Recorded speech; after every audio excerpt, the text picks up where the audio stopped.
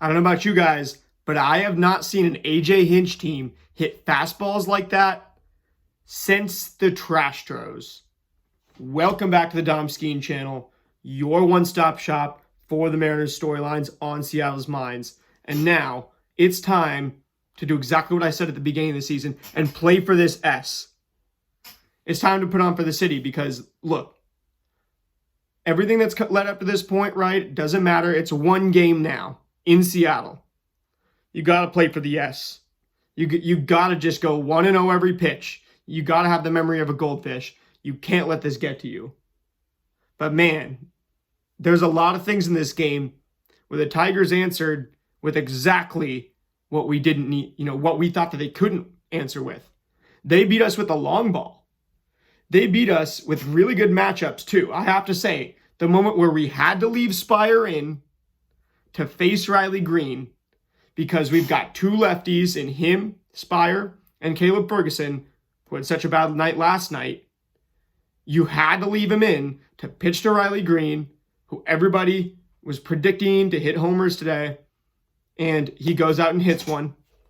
It was a bad matchup. We didn't really have another option that was better, and they beat us.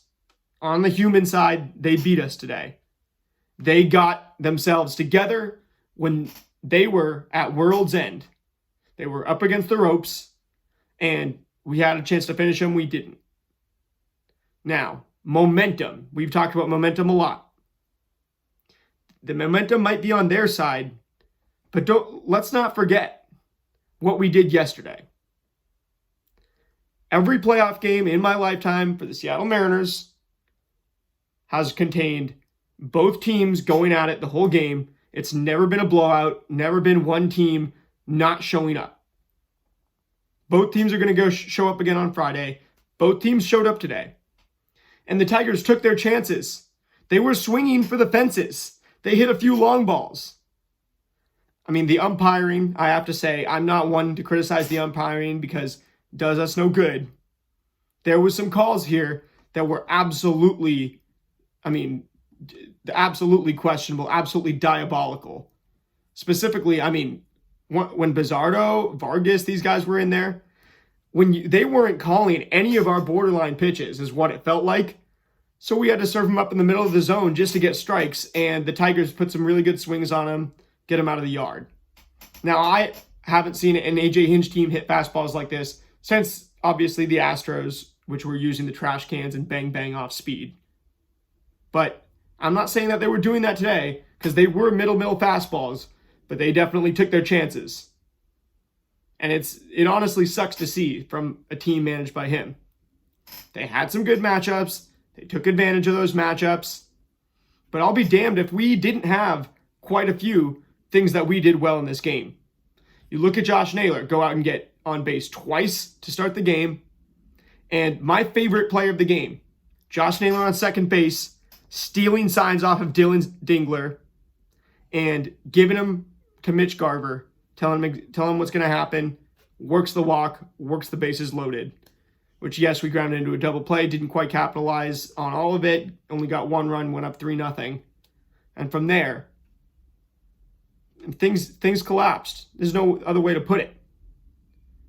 They, whereas I was talking about the broken glass theory, we went to their house yesterday, broke glass, shattered everything. They felt like they were driving the criminals out today. But all that is gone. One game of baseball in Seattle on Friday. We look at the actual pitching performance from Bryce Miller. 6 swinging strikes on 55 pitches. Not bad. It's about what you expect from him. And he goes out and throws 6 different pitches. As we know, Bryce Miller, definitely a tactician with the pitches. 87.6 mile an hour average exit velocity. So Bryce Miller, it's exactly what you expected from him. Pretty good swinging strike rate. Very good average exit velocities. And you can't be upset with Bryce Miller, right? 3 swing strikes on 24 fastballs, 2 on 10 splitters, 1 on 8 sliders, none on 7 sinkers, 5 knuckle curves, and a sweeper. Spire, obviously, gets crushed. But what did they know about Gabe Spire in this game? What did they have on Gabe Spire in this game? Was it just the matchups? Seems like it. because Gabe Spire doesn't give up runs like that too often. And I know he won't next time. I trust him next time we have to bring him in. No problem. We're not going to go and cannibalize the guys that got us here. We're not going to go and say, oh, well, now, we're worried, even though we got here because we had one tough game. Bizzardo goes out. Honestly, I thought Bizzardo pitched just fine and was getting squeezed by the ump on the strike zone. I did not like what was happening with the strike zone with Bizzardo, and even Vargas too.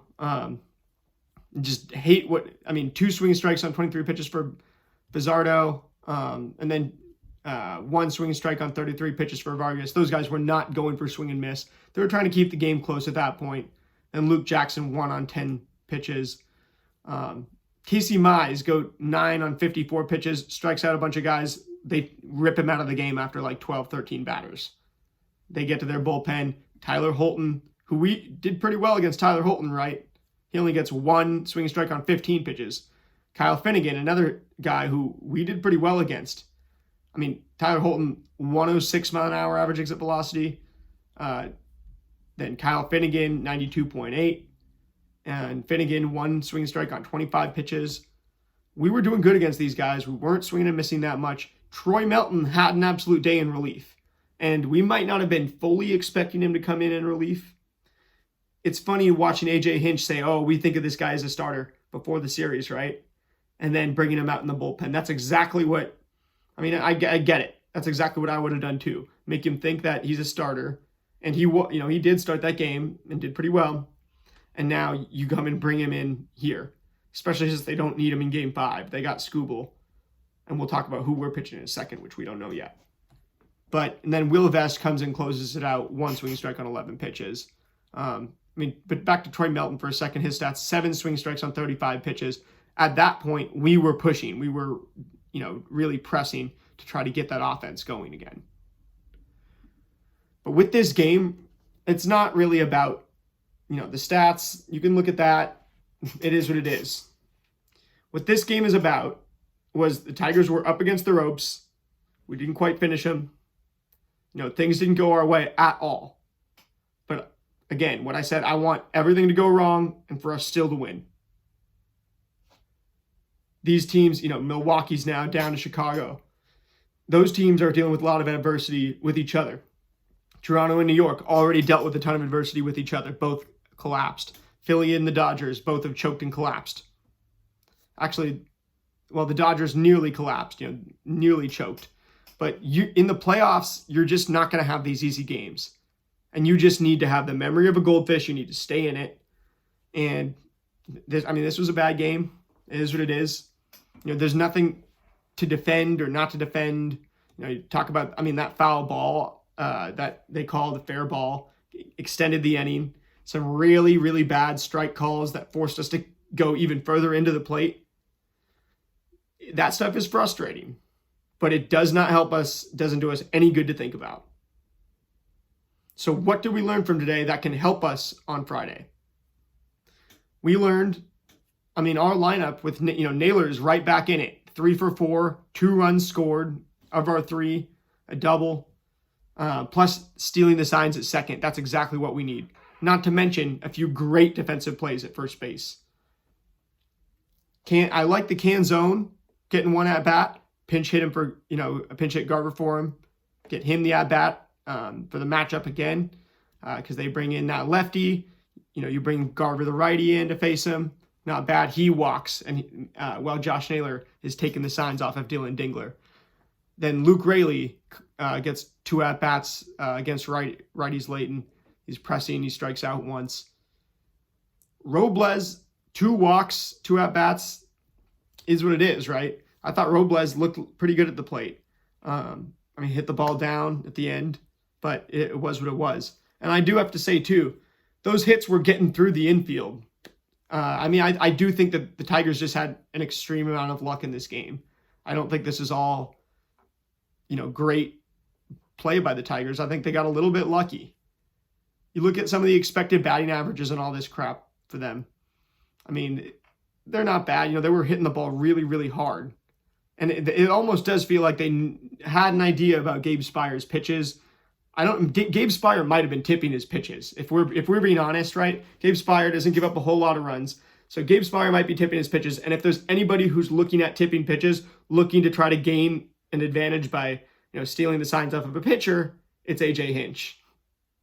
So that, to me, I say Gabe Spire must have been tipping his pitches or something like that, because otherwise there's no way that, Javi Baez and all these guys are seeing him that well. I mean, it is quite possible they did, or they got lucky, whatever it is. But after looking at this, I mean, you guys tell me what you think is going on. And that this is really the hardest part about our team right now, is the bullpen and the lack of lefty depth. Because Ferguson last night made it really hard to trust him. Spire today, something clearly was off, or they got lucky. They got extremely lucky, I think we know that, we don't have a ton of lefties in the bullpen. That's why you left Spire out to go face Riley Green leading off, which, I mean, there's really not much you can say other than, you want to do better. You got to do better.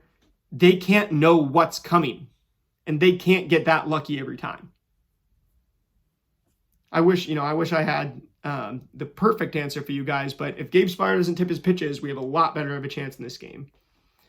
So I might need to go back and watch the film and see if there was any indication, anything that you can see that points to that. Josh Naylor, excellent game. I feel like we have these edges. Seahawks head coach Mike McDonald talks about chasing edges. And, I mean, we got to chase these edges because A.J. Hinch clearly is. And we've seen him do it in the past, whether it's legal or not. I'm not suggesting that they're stealing signs, but there's a good chance that we're tipping them. The whole chess match analogy that they were talking about with Dan Wilson, where they ask him, is it going to be a chess match between you and AJ Hinch? And he's like, I don't really play chess. I mean, it is, in a way, it is a chess match, but it's also turning into checkers a little bit, where it's like, we kind of just got to go punch, and we have the ability to take punches better than they do. They were reeling the whole second half of the season. And yes, they've got to this point now. We're both one win away from the ALCS. I like our team's resilience. I like the humans in this clubhouse. I know we can do this. There's no guarantee that we will. And that's why, I'm not going to say, oh, we have to go win the game, right? Must win game. Obviously, there's no other goal than winning the game. But you play for this S. You go 1-0 every pitch, right? Every moment. You don't let one pitch go by where you're not focused, where you're not giving it your all. And I know these guys are giving it their all too, but you know what I mean? I mean, you play the analytical game and you play the hard work game. And if there's something with tipping pitches, something like that, we got to get in on it too. Because this guy, Troy Melton, he's really focused, almost looks like he's wired, And, I mean, there's got to be something with, some of these guys where they're going to tip their pitches too. I have faith in our coaching staff. I have faith in our players. And I don't think today is representative of a larger problem to the big, in that we're not skilled enough at baseball or anything like that. Yeah, our lefty depth in the bullpen is a little thin, but so is pretty much everybody else's. And so we can go out there in game 5 and it can go any direction. Anything is possible. I'm not going to go ahead and give you guys some sort of analysis of, I have to say, and I'm not usually one to criticize all these other people in their coverage, but Fox Sports, while Wainwright is a great on the call and everything, and Verducci is great as an analyst and stuff, I really do not like the fact that they're trying to show percentage chances of, Julio Rodriguez, 30-something% chance to record 1 RBI. Gleyber Torres, 31% chance to record 2 hits. Because, way too many factors go into that, and they're simplifying it further than actual baseball statistics, which have value. It's so surface level that it doesn't describe anything, actually. And, it's a real number, right, that's calculated from the same Google Cloud statistics, and StatCast stuff that goes into Baseball Savant. However, it's a real number, but it's so complex and they present it so simple, which flies in the face of understanding why it might happen, which you gain that understanding by watching and looking at numbers with logic and reasoning. Specific stats, obviously, help much more in a situation. You want the situational stats. You want to know specifically what this situation is different from every other chance that someone has to record a hit. But they go downstream and present it as a yes/no question and just give a percentage. As to yes, will he record a hit, or yes, will he, or no, will he not record a hit? Terrible way to look at this game. We're not looking at this as yes, no, will we win? What are we going to do? We're going to make sure that they don't know the pitcher for as long as possible, hopefully. I hope we don't announce the pitcher, whether it's, whoever it is, whether it's Luis Castillo, whether we go George Kirby again. We might as well go both Luis Castillo and George Kirby one time through the order, because this is the game. This is the only game that matters right now, obviously. And I do not care about any players hitting a home run. I almost want to not predict a player to hit a home run for the first time all year, because it doesn't matter who hits a homer. This is the game where, look, let's just put good swings on the ball. Let's go 1-0 every pitch. And unless you're really analyzing every pitch, let's not try to say we know what's going to happen, or let's not try to gain an edge that is not so clear, because the Tigers are chasing edges. They found something in Gabe Spires where, he had to be tipping pitches. I'm not going to say, if he wasn't, right, then they were really, really lucky. They knew what he was throwing based on tendencies, whatever it was. And also a lot of those, balls they hit just right through the gaps, that is just split-second timing, millisecond stuff. Past results do not predict future performance. You cannot predict what's going to happen on Friday. Tarek Skubal is a great pitcher. He's the best pitcher in the MLB, obviously, but we've performed well against him in the past. And the more you see a pitcher, the better, the better chance you have, the better equipped you are to prepare them to face them again. And then that's all we can go on. All we can go on right now is evidence. We can stand on our 10 toes and we can play for this S. There is no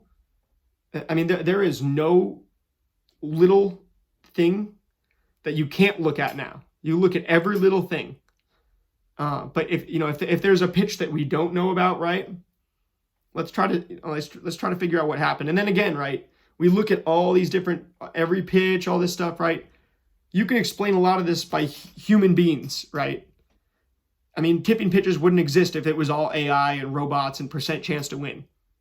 Neither would stealing the signs at second base. Naylor stealing Dylan Digler's signs and give them to Garver, helping force that walk. But you're going to have to take every one of these things, because that is how you win in the playoffs. I will be back tomorrow, give you guys some pregame. I'll be back as soon, once they announce this starter for Game 5, I'll come on here and talk about that as well. But no, right now, whatever happened today, it is what it is. We cannot change it. Control what you can control. Be stoic in times like this. We need warriors. We don't need we don't need fans we need fans, right? We need the fans there. I'm going to be there, but we need warriors. So who's ready to go to war on Friday? Let's go win this thing. Go Ems.